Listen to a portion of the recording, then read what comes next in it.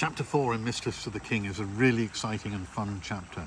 It was originally written as a short story, and it is the story of a soldier who's been injured in the war. And this is a very experienced soldier who has killed 8 men in battle, and he's currently recovering from a spear thrust through the thigh and working in an armoury in a fort, in a castle.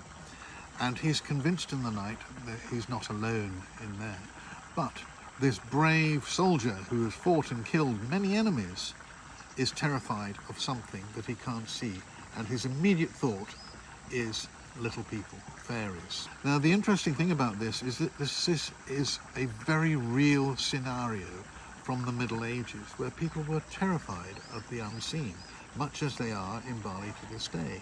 In Britain, they used to leave a bowl of milk out for the fairies to drink, and they would, or cream rather than milk. And this was a very deliberate little offerings given to the fairies, and they believed that if they didn't do this, something wrong would happen. The milk would go sour, the cow would die, something terrible would happen if they didn't appease the little folk. I talk about this happening in Britain, but it was all over the world.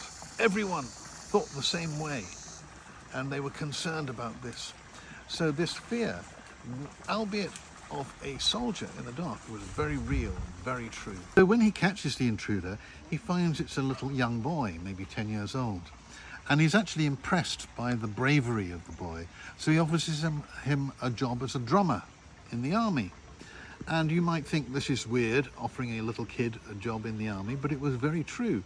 Even in the time of Napoleon and Waterloo, there were many, many drummer boys with every regiment, some as young as 10 years old, and nearly all less than 16. Drummer boy was a very real job in the army because it was the communication system with which the different units communicated with each other, how they told each other what they were doing. It was a very important, very real job, and very young boys would do it, and they died because they were in the front line along with the soldiers who were doing the fighting, and they sadly died far too frequently. So having captured the boy, it is revealed that it's not a boy, in fact, but it's the missing princess in disguise.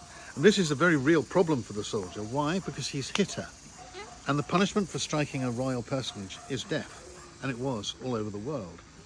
In fact, it was considered treason, and the penalty for committing treason, being death, was not removed from the British statute until 1998. So he really thought he was going to die. So he volunteered instead to lead a forlorn hope, and that's a real historical fact. Forlorn hope is actually a mistranslation of the Dutch word for a lost troop. They would be the first through a castle wall, first into the breach, and most of them died when volunteers would secure promotion or not be executed. Another interesting historical military fact is he's a lance-pessard.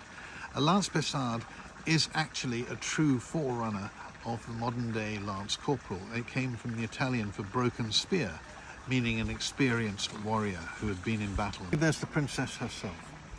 She is such a tomboy, she's been pretending to be a thief, wandering around the palace herself. And the king's response to this is to send her to spend the winter in training with the troops in the wilds. This might sound like a terrible thing which would happen to a princess, but there was actual historical background to this. This was fosterage. In the sons, normally, of clans throughout Europe would be sent off to another clan chief to be trained in the art of war. We're talking about boys being sent out throughout Europe. European royalty didn't send their princesses to learn how to war. However, there is historical precedent. Yenangara, of the historical founder of the Mossi people of West Africa, was trained in war by her father and sent out in exactly this manner to learn how it was done. One chapter, one dark armoury, and a lot of historical facts behind it, from historical rank, how royalty was trained, all number of things, the fear of fairies, and it's all there, and the whole book is stuffed full of historical facts for the simple reason you don't have to invent wonderful, fantastic scenarios, you just have to look at history. Everything that you can imagine has happened in history. Read more about it in Mistress of the King.